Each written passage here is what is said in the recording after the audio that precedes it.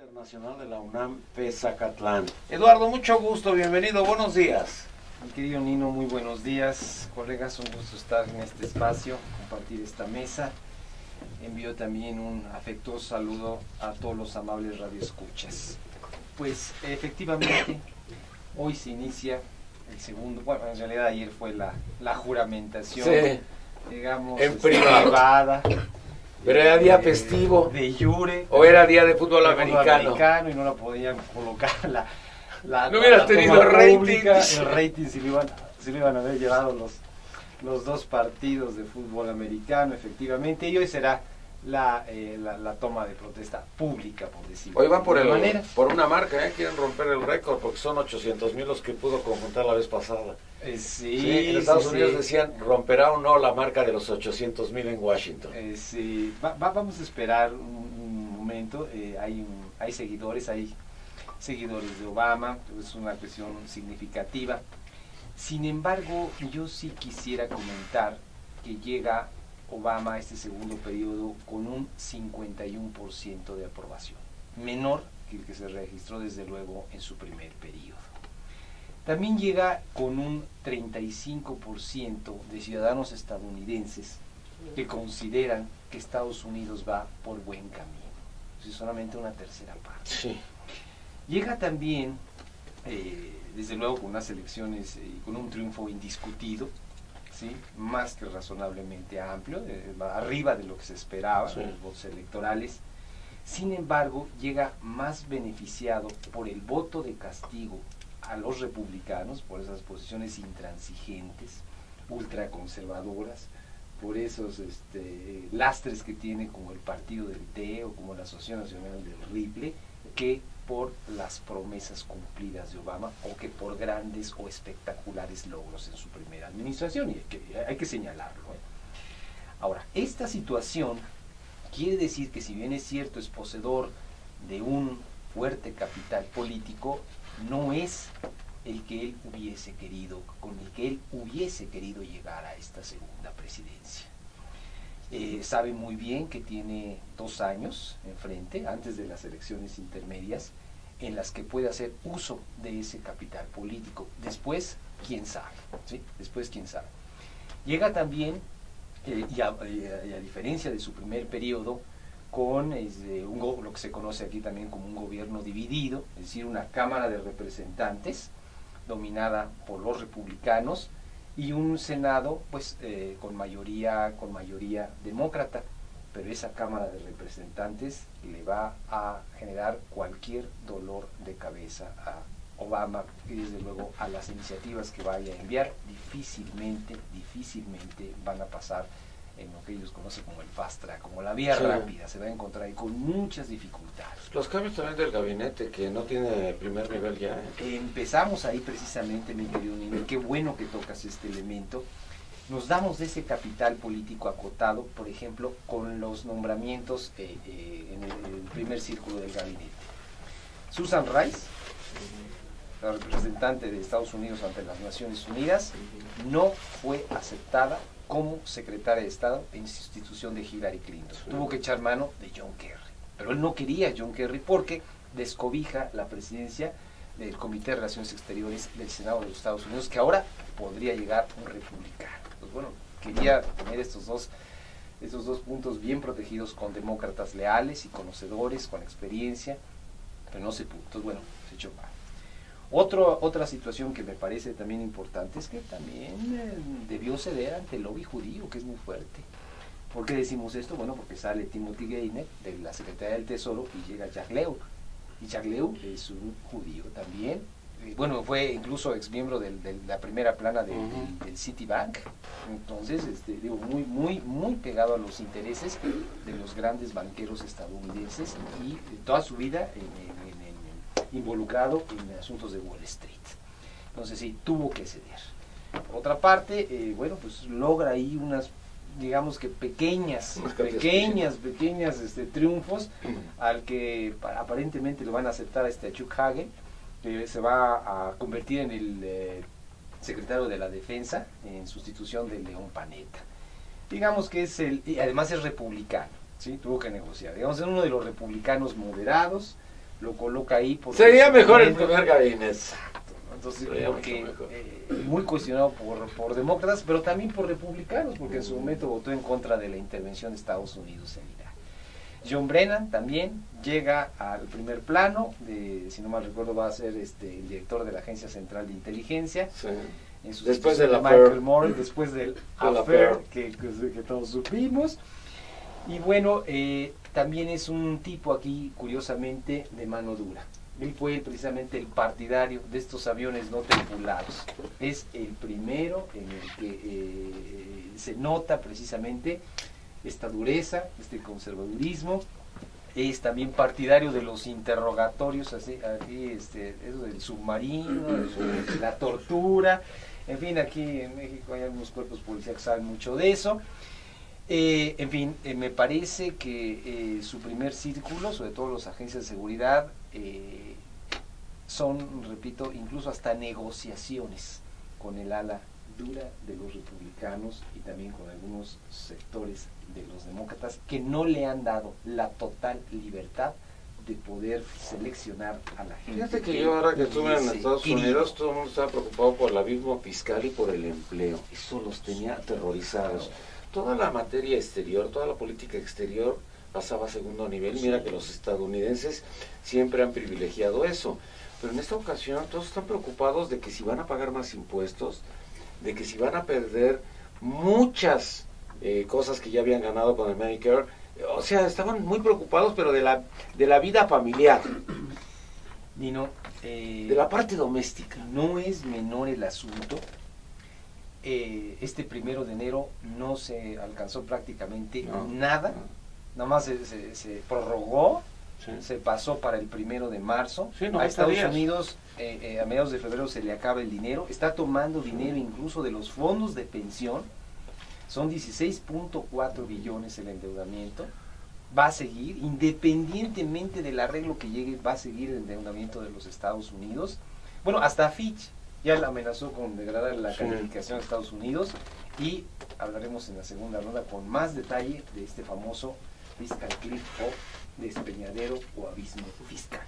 También nos acompaña el día de hoy el diputado del PRD, licenciado Fernando Zárate, secretario de la Comisión de Relaciones Exteriores en la Cámara de Diputados. Fernando, mucho gusto, bienvenido. Muy buenos días, Nino, muy buenos días a los compañeros que están aquí en la mesa, sobre todo a los radioescuchas. Sí, efectivamente estamos un día posterior a lo que señalan las normas jurídicas norteamericanas, que implica la toma de juramento. Y yo quisiera empezar por este punto para establecer qué diferencias hay entre los norteamericanos y los mexicanos por unos temas de formalidad, ¿no? Ellos prefieren resolverlo en lo privado, en un cuarto que le llaman... Es un formalismo. Desde Cuba gobierna. Que es totalmente distinta la aproximación. Son mucho más prácticos. Ayer toma muy flexibles. Lo que les sirva. Sí, nosotros somos solemnes.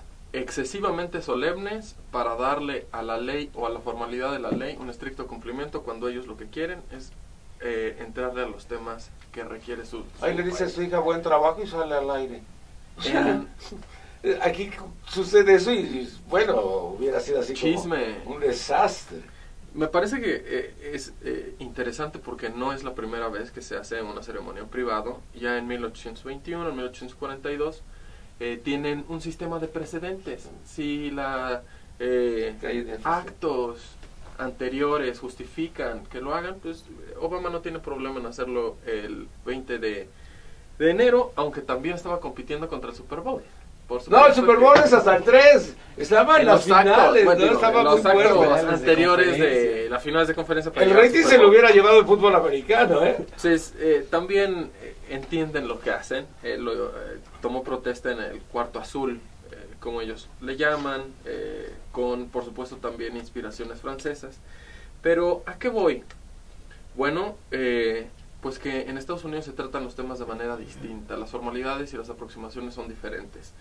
Normalmente en el segundo periodo la política exterior es la que toma más auge. Nosotros recordemos cómo les ha ido a los presidentes anteriores de Obama, algunos como a FDR o Roosevelt, Él se vio enfrascado en un problema serio con la Suprema Corte de Justicia. Ya se pelean duramente a ver quién tiene más poder, si el Ejecutivo o el Legislativo.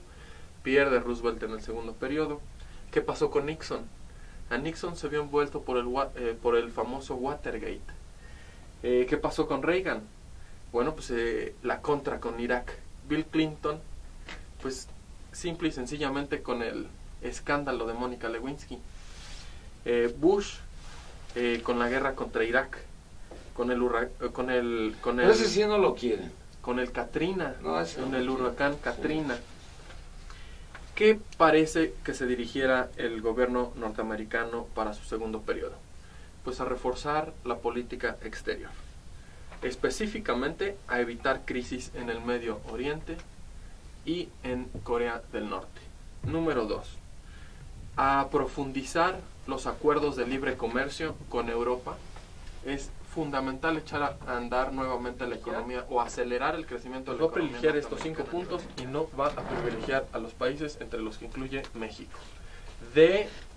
Como ya lo estableció Patricia Olamendi, la política interna le va a quitar mucho tiempo por las diferencias entre el Partido Republicano y el Partido Demócrata, específicamente en los 4 temas que ya señaló la doctora Olamendi: economía, el control de armas, que más bien lo toca como seguridad interior, la migración, y que eso sí puede ser muy beneficiado en México, e incluso hay que poner atención con el senador Marco Rubio de Florida, un republicano que está poniendo al frente de la política republicana el tema de migración, con el objeto de asegurar la siguiente elección o de perfilarse a una siguiente elección poderosa para los republicanos. Y el tema energético. De eso se va a tratar el segundo periodo de Barack Obama y profundizaremos en la siguiente ronda. Pati Olamendi. Bueno, yo creo que se han tocado temas muy importantes. A mí me gustaría resaltar un poco algo más a lo interno de Estados Unidos. El apoyo de Obama recibido, el apoyo que Obama le han dado determinados grupos en los Estados Unidos. Me refiero, por supuesto, a afroamericanos, afrodescendientes, me refiero a mujeres, me refiero a integrantes de minorías o a migrantes de minorías, incluso jóvenes. ¿Cómo esto repercute en la construcción de una sociedad más igualitaria para Estados Unidos? Son grupos que se han empoderado. Yo creo que el cuestionamiento republicano de van a venir este montón de negros casi a agredirnos a nuestra casa habla de un empoderamiento de estos grupos, cómo el voto de las mujeres jugó un papel importante, sobre todo cuando los republicanos se atrevieron a decir que la violación la puedes evitar, ¿verdad? Y el embarazo psicológico también, o sea, cosas absurdas, en donde el radicalismo al que se fue los republicanos obligaron a que muchos grupos que no están de acuerdo con radicalizar la situación en los Estados Unidos dijeran, prefiero a Obama. O sea, tiene razón. El menos malo. Prefiero Obama, sí, que irme hacia este extremo de tener que escuchar a estos grupos. Claro. Creo que en Estados Unidos eso es muy importante. Porque Estados Unidos, si bien tú puedes demandar como ciudadano cuando alguien te discrimina, la realidad es que la discriminación es algo presente, es algo que se vive todos los días en Estados Unidos. El hecho que estos grupos se empoderen, yo diría, por ejemplo, la condición de la mujer en Estados Unidos. La condición de la mujer en Estados Unidos es verdaderamente lamentable. Lamentable en términos jurídicos, porque muchos de sus estados tienen medidas de discriminación, y lamentables en términos políticos. Están muy contentos porque superaron el 10% de presencia femenina en los congresos. O sea, ¿de qué estamos hablando? O sea, estamos hablando de una condición de subordinación. Y obviamente el que estos grupos se empoderen o se sientan representados por el presidente Obama es algo que juega a favor de una sociedad mucho más amigable. Yo diría que eso es muy, muy importante. Lo otro es destacar el papel de Michelle Obama. Michelle Obama jugó un excelente papel para la reelección de su esposo, no solamente porque ha tratado de rescatar valores muy importantes, de meterse en temas centrales como la educación, la alimentación. Nadie duda de que Michelle Obama es una mujer muy educada, muy capaz, es una doctora en Derecho con muchísimos conocimientos, pero sin embargo ha jugado un papel de acompañamiento en temas claves a Barack Obama. Además su carisma. mucho carisma, bueno, el discurso con el que ella abre para plantear la reelección de su marido, creo que deja abierto. Además hay fue los grandes conductores de la televisión. Sí, o sea, por se eso movió rápidamente, mediáticamente. Un papel muy importante. Michelle Obama es lo que podríamos decir una verdadera partner, una pareja de Barack Obama en el juego del poder en los Estados Unidos. Juega, pero al mismo tiempo que juega en las grandes ligas, va hacia abajo, va hacia lo que la gente quiere. A mí me encanta como figura política Michelle Obama, me parece que es todo un descubrimiento en los Estados Unidos. ¿Qué me preocupa en este periodo? Tenemos un nuevo embajador de México, Eduardo Medina Mora, que es un hombre que conoce la situación. Me preocupa que nuevamente la agenda se cargue al tema de seguridad con México y no al tema económico. Yo me gustaría más que la agenda México-Estados Unidos fuera una agenda más marcada en énfasis en lo económico, aprovechando el libre comercio, el tratado de libre comercio, menos en los temas de seguridad, porque ahí perdemos porque recibimos instrucciones, no nos hagamos, digo, en los temas de seguridad recibimos instrucciones en temas como migración, que lo veo muy enfocado ya ahora con los nombramientos de gobernación, de que nuevamente vamos a vigilar la frontera sur para que no pasen migrantes y no vamos a luchar por una reforma migratoria. Me parece que ahí hay un tema muy difícil. En drogas, nuevamente el tema de seguridad, pero como que necesitamos obligar a los Estados Unidos a una discusión más realista. En Estados Unidos se está legalizando la droga, esa es una realidad. Entonces tenemos que pensar en una discusión más realista.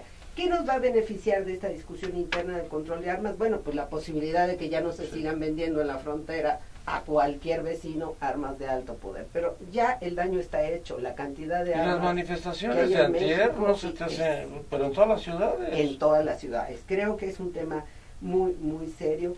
¿Qué esperaríamos tal vez? Y yo creo que sería muy importante que México hiciera el gobierno mexicano un análisis muy serio de la reforma migratoria.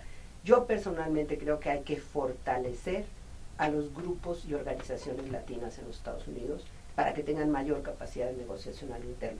Hay una representación por primera vez en el Congreso de los grupos latinos muy importante. Hay senadores, efectivamente el senador Rubio tiene mucho tiempo trabajando el tema migratorio, como otros más, Gutiérrez, etcétera. Creo que hay que fortalecer estos grupos para lograr una reforma, pero tampoco podemos esperar mucho.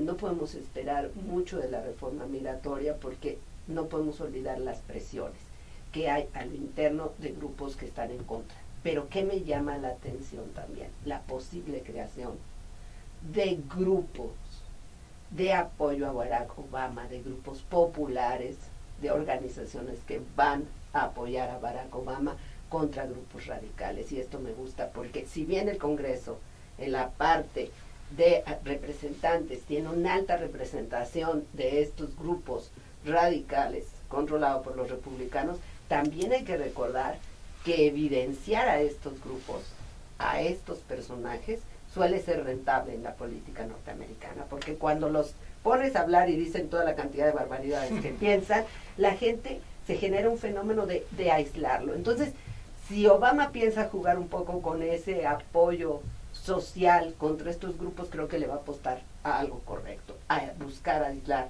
a estos grupos que sin duda alguna pues van con su agenda y van por supuesto a tratar de impedir que muchas reformas salgan adelante, pero yo creo que puede ser muy interesante, pero yo lo vería más cómo se fortalece una sociedad más abierta y cómo la presencia de estos grupos radicales, que a mí me da mucho gusto, han sido generalmente rechazados. O sea, no tienen los apoyos que ellos pensaban que iban a tener del electorado norteamericano. Eduardo.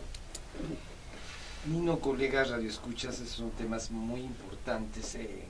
Retomaría un poquito la cuestión del abismo fiscal y la cuestión de las armas.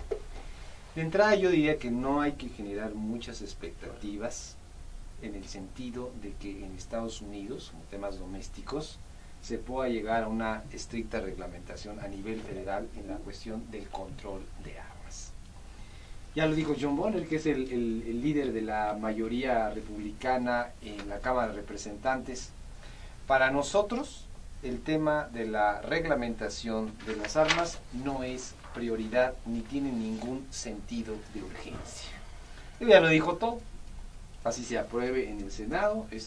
Habrá quizá por ahí algunas reglamentaciones estatales que sí restrinjan, como la de Nueva York, cosas importantes, sí, California, en fin, cosas así que son dignas de llamar la atención. Pero a nivel federal no creo. Es decir, aquí todavía los grupos ultraconservadores tienen un peso específico significativo. Mientras tengan el control de la Cámara de Representantes, difícilmente habrá una solución de fondo. Estas pasadas 23 órdenes ejecutivas, que serían equivalentes a nuestros decretos, pues son algo así como un analgésico para una enfermedad terminal. Entonces, sí, yo creo que tenemos que tener muy claro que esto difícilmente se va a solucionar. 2. Estados Unidos se enfrenta el reto, desde luego, del que señalamos el despeñadero fiscal, en un contexto de alto desempleo. Ahí está rondando el 8%, un bajo crecimiento económico menor al 2%. ¿Qué significa esto? Que no va a generar el número de empleos. Es decir, para que Estados Unidos genere 1 millón de empleos, tendría que crecer al 3%. Si está en 2%, tardará mucho tiempo para poder resolver el problema de los desocupados. Oye, mira los letreros de ayer de las y de antier de las manifestaciones. ¿Qué decían por lo regular?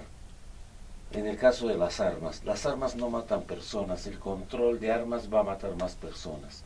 ¿Teme el gobierno? ¿A qué le teme el gobierno? ¿A las armas o al gobierno? O sea, muchas cosas que...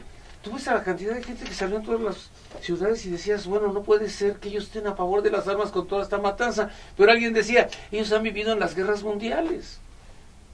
Pero está ligado a sus derechos establecidos en la Constitución. Que es su segunda enmienda y que no quieren perder. Sí. Como dirían los clásicos, believe it or not, aunque usted no lo crea. Y por otra parte también esta colosal deuda que rebasa los 16 billones de dólares, que equivale al 106... Bueno, en su sistema. Para ellos, para nosotros es billones, para ellos son trillones. Para ellos 1.000 millones es billón. Sí. 16.4 billones de dólares, que equivale al 106 Producto Interno Bruto, ¿sí?, de su Producto Interno Bruto, y que se constituye en la tercera parte de la deuda de todo el planeta Tierra. De ese tamaño es la deuda. Ahora, el que Estados Unidos caiga en el abismo fiscal tendrá repercusiones locales terribles. Bilaterales. Bueno, ¿por qué bilaterales? México tiene 60.000 millones de dólares de sus reservas internacionales en bonos del Tesoro. Sí, Estados Unidos cae en cesación de pagos, ni lo poco que dan lo recibiría México, de ese tamaño. Locales, regionales y mundiales muy severas, desde luego, por lo que los actores económicos en Estados Unidos, créanme, están muy preocupados, aunque no lo refleje de momento el índice Wall Street.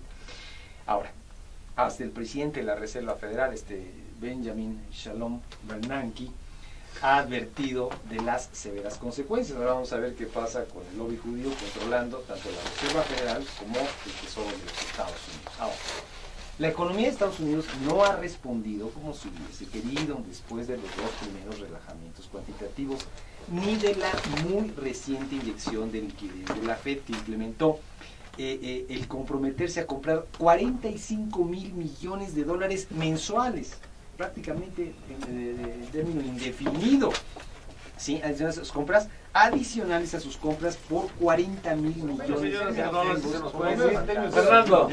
y reservas. Le estamos entrando de manera interesante a los temas. Patricia y Eduardo ya establecieron algunas prioridades, que son la migración, el control de armas, las drogas, y el fiscal cliff o despeñadero fiscal. Nosotros, si nos situáramos desde un punto de vista de los norteamericanos, ¿es o no México una prioridad? Muy, muy, muy lejana, y solamente como satélite. Sí, puede ser que nosotros seamos la frontera más importante para Estados Unidos, e incluso para 2 países en el mundo. No, el movimiento de personas sí. No, es lo que se estaba refiriendo. Sí, pero no genera una política pública prioritaria para ellos. Ellos, ¿qué intentan? ¿O qué intentan los norteamericanos? Reactivar su economía. ¿Cómo lo hicieron los europeos para reactivar su economía? desde hace años, desde los 50, que fueron los primeros vistos, crearon la Unión Europea, precisamente para ampliar su mercado. Es decir, para encontrar lugares en donde colocar los productos que construyen o que generan. Ahora Estados Unidos tiene una prioridad para ampliar el mercado y colocar, y sobre todo que no vuelva a ocurrir una crisis como la automotriz, como la inmobiliaria, con Europa.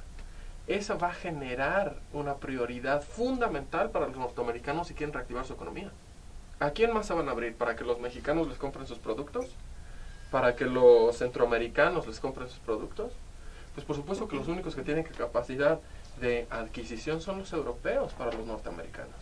He ahí la prioridad pues la balanza de pagos no va por ahí, yo creo que son los chinos ahorita, ¿no? Por supuesto que son los chinos, pero los chinos ya los ven con preocupación en materia económica, más bien los quieren alinear para que jueguen con las reglas del mercado que los norteamericanos y los ingleses han creado. Entonces, a mí me parece que también tienen otros problemas los norteamericanos, que es Irán, Rusia, Corea del Norte, Medio Oriente, Siria, y por supuesto, ¿qué están viendo para México, Brasil, etcétera? Mantenerlos alineados en que sean países liberales. Yo tengo una opinión un poco diferente. Yo creo que México puede salir ganando económicamente de la política de Estados Unidos en un ámbito. ¿Cuál es la prioridad de Estados Unidos hoy económicamente? Su relación con Asia-Pacífico. Claro. Y el TPP es una prioridad, Trans-Pacific Partnership. Y ahí no solamente está Asia, está México, está Chile, está Perú, está Colombia. Si nos enfocamos a ese bloque económico, y si se incluye Japón, si se incluyera, que está en las posibilidades, se podría convertir en un bloque poderosísimo. Y yo creo que la política del gobierno mexicano debe ser engancharse a este acuerdo Asia-Pacífico, no soltarlo, porque es la manera de también tener la relación con Estados Unidos. Para Estados Unidos México no es su prioridad, pero sí es su prioridad Asia-Pacífico, y México puede estar en ese bloque económico y comercial. Me parece que esa es una posibilidad que no hay que descartar. Y por otro lado, en el caso de este tema que el gobierno mexicano actual quisiera que ya no sea prioritario, pero ahí está, que es el de los estupefacientes y las drogas. Yo creo que aquí hay posibilidades de que hubiera una presión hacia Estados Unidos, no solamente de México, sino que hay algunos gobiernos latinoamericanos que han estado insistiendo en una revisión seria, formal, de este asunto. Ahí está el presidente de Guatemala, que ha planteado la urgencia y la pertinencia de revisar la política hacia el uso de estupefacientes, producción, consumo, distribución, etcétera. Ahí está el presidente de Uruguay, planteando exactamente lo mismo. El presidente de Uruguay lo que dijo es: ahora la distribución de estupefacientes se hará desde el propio Estado uruguayo, es decir, desde el gobierno, para poder tener control, y se tratará como un asunto de salud pública. Son intentos para presionar a Estados Unidos. Y la decisión que se tomó en estas elecciones en Colorado y en Washington de legalizar el uso de la marihuana desde Estados Unidos internamente empieza a generar una presión diferente. Entonces, ¿qué tenemos? Tenemos algunas puertas o rendijas por las cuales temas que nos preocupan y nos importan, como el económico o como el de los estupefacientes, pudieran entrar. Y luego, en el caso de las armas, los hechos sangrientos en Estados Unidos desde adentro están presionando ya no solamente a Obama, sino también a los republicanos y en general a los tomadores de decisiones, de que tomen algunos pasos sobre las armas de asalto, las armas de alto poder, automáticas y semiautomáticas. Esa es una de las razones por las cuales, por ejemplo, el alcalde Bloomberg decidió apoyar a Obama, siempre y cuando en el tema de las armas hubiera un acuerdo para limitar la compra de armas de asalto. ¿Eso nos beneficia a nosotros, sí o no? Pues sí, porque más del 80% de las armas que se han confiscado a los cárteles vienen de Estados Unidos, y la venta que se hace indiscriminada en Estados Unidos nos afecta. Perdóname, la revisión de bolsas, perdón, Pati, por tomar tu bolsa. La revisión de bolsas, llegas a algún lugar y te dicen, a ver su bolsa. Ah, sí, pase. Sí, y entonces tú dices, no, es que Es que entonces, ¿para qué te detienes? Te dicen, a ver, sí, pasa. Ni siquiera se dieron cuenta que traes. Claro, bueno, se requiere entonces considerar que en Estados Unidos empieza a haber una parte de la sociedad muy amplia indignada por el uso de armas. Y claro que las propuestas de las asociaciones del rifle son inaceptables. Eso de decir que se arme a los maestros, bueno, eso ya será una carnicería inaceptable. Ya nos están enseñando a disparar. Y creo que son temas que de alguna manera sí nos impactarán.